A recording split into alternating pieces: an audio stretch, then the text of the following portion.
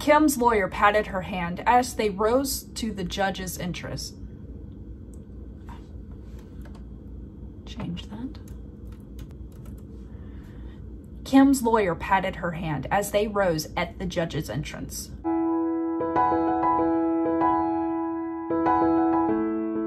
Hello dears, Natalie Locke here with episode 36 of Write the Story, where I give you a prompt and 10 words out of this book, and you have about 600 words worth of space here, or 1,000 words to write your very own flash fiction. The way I normally do this, I take 5-10 minutes to outline, figure out how I'm going to incorporate those 10 words.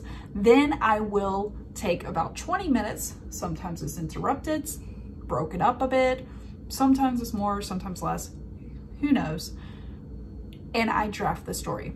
I personally do not edit unless I am slightly editing when I am transferring my story from written to typed or from typed to written, so that all my stories are in this book.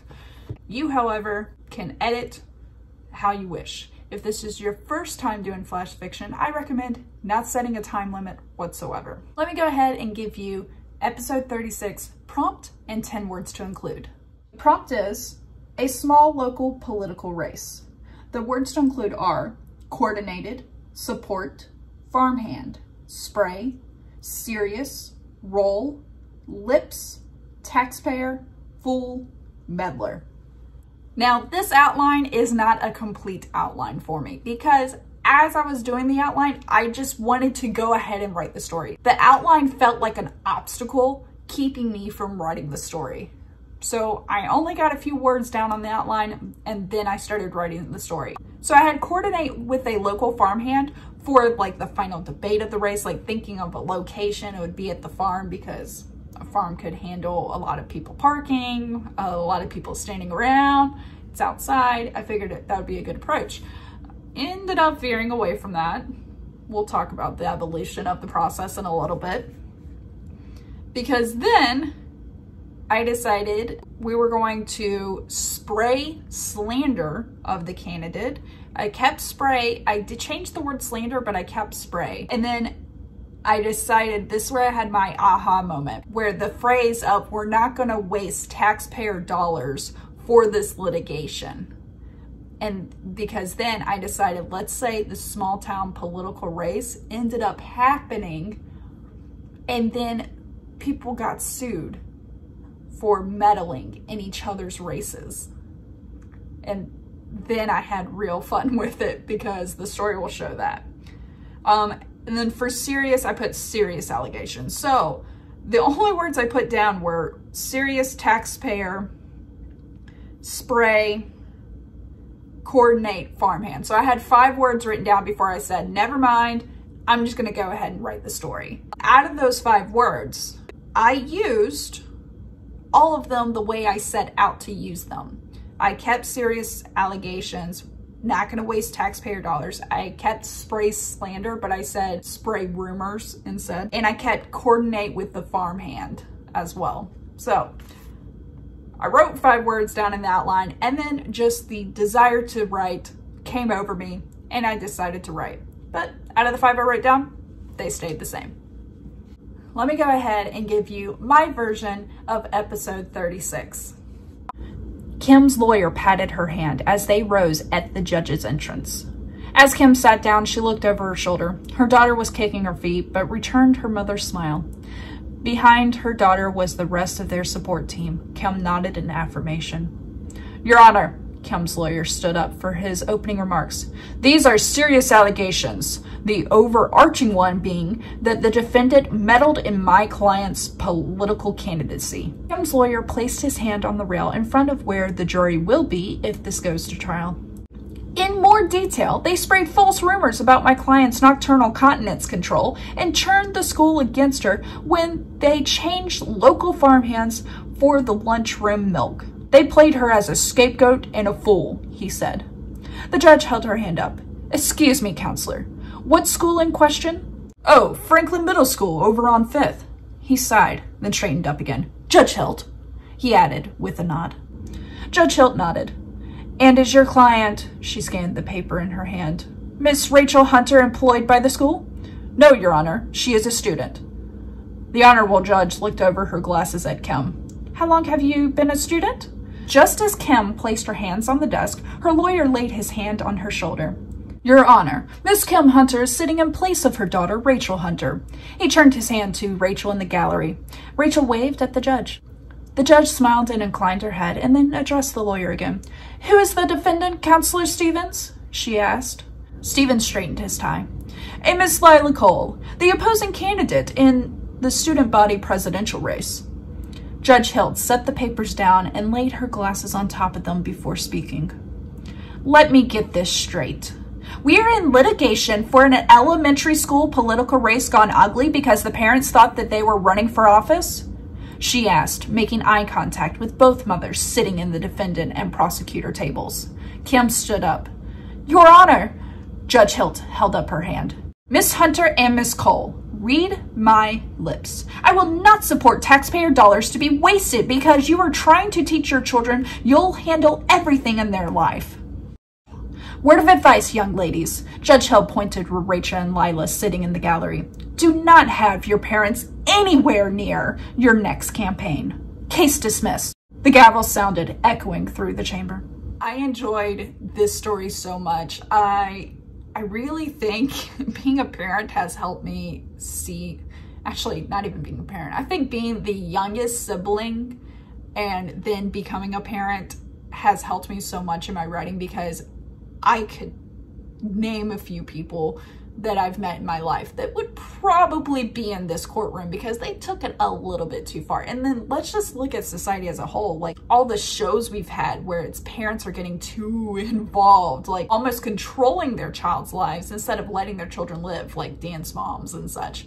So I still love this story. I thought it was great. And I especially like the ending where the judge is like, word of advice, young ladies, don't let your parents near your next campaign. Like, it was just, it tickled me. It tickled me.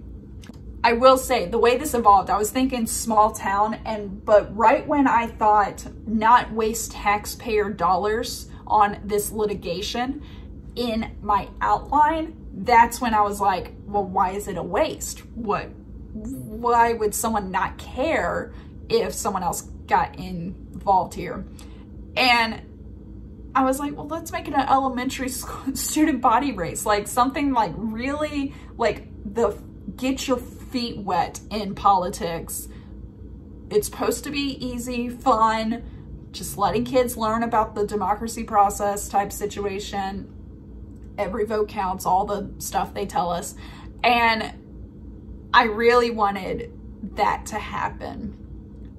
It just, I don't know why, it really pulled me. The part that I think I did really well, I got a few like favorite lines in this, but I have little hints of Kim is not actually the defendant, because the line, they sprayed false rumors about my client's nocturnal continence control. Now, I probably misspoke that because for anyone who doesn't know, continence is the inability to control your bladder. And I just thought a lawyer would definitely word this. Instead of saying that the kids would call Rachel a bedwetter, they would spread rumors about her nocturnal continence. I thought it was great. And I still probably did it wrong because now I'm thinking about it, the word might be incontinence. Maybe continence means you can control and incontinence means you can't. This is where editing helps. And like I said, I don't do much research, editing, and everything in it. I mean, I will actually be honest, right before I read this out loud, I had the courtroom's gallery written as galley. I double checked that because I was pretty sure it was gallery, but I've gotten this far in filming that I'm not about to go back and double check continence or incontinence. But I am mentioning it now because this is something that I would have to double check and triple check in editing. I think some of the best writing is when you just focus on getting the story down, but not getting it perfect, because editing is there to get it perfect. And when I say editing, I mean like the 4th and 5th rounds of editing will get it perfect. I think I don't have a least favorite line in this story because a lot of it, I think, is just research, double checking continents, and really just going through, like, one thing that I just changed just now because I don't think I'll remember it in the future. But when Counselor Stevens says, oh, Franklin Elementary School over on 5th, he sighed, then straightened up again. Judge Hilt, he added.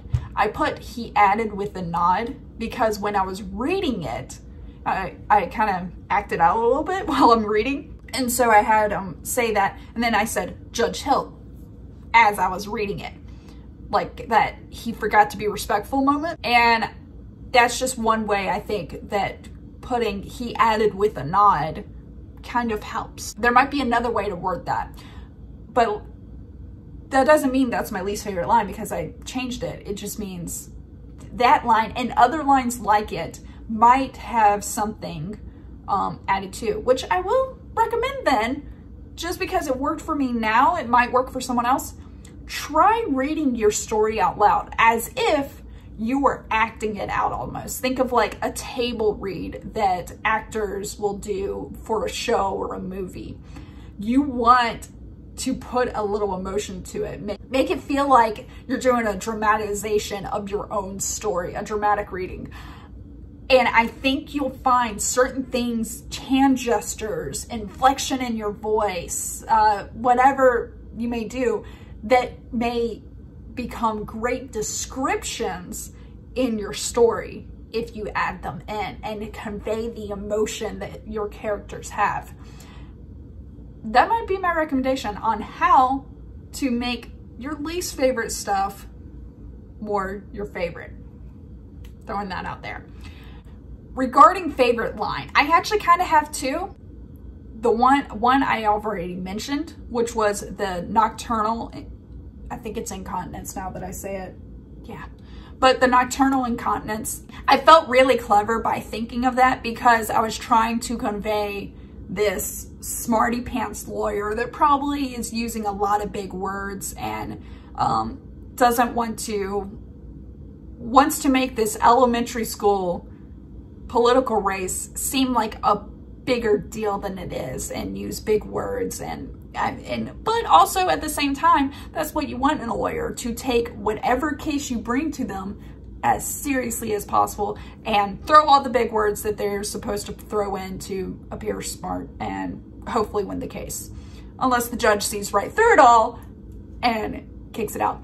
I think that would have been something that I could have changed, is maybe have the judge like mumble under her breath going, bedwetting or something like that, where she like nods and it weighs on her, where she's like, I should have seen this coming. I think that might have been an added value to the story. Feel free to comment down below if you agree or disagree and just think it's like one of those gems that we shouldn't mention again. Regarding my favorite line, it's definitely the line near the very end. Word of advice, young ladies. Judge Hilt pointed to Rachel and Lila sitting in the gallery. Do not have your parents anywhere near your next campaign.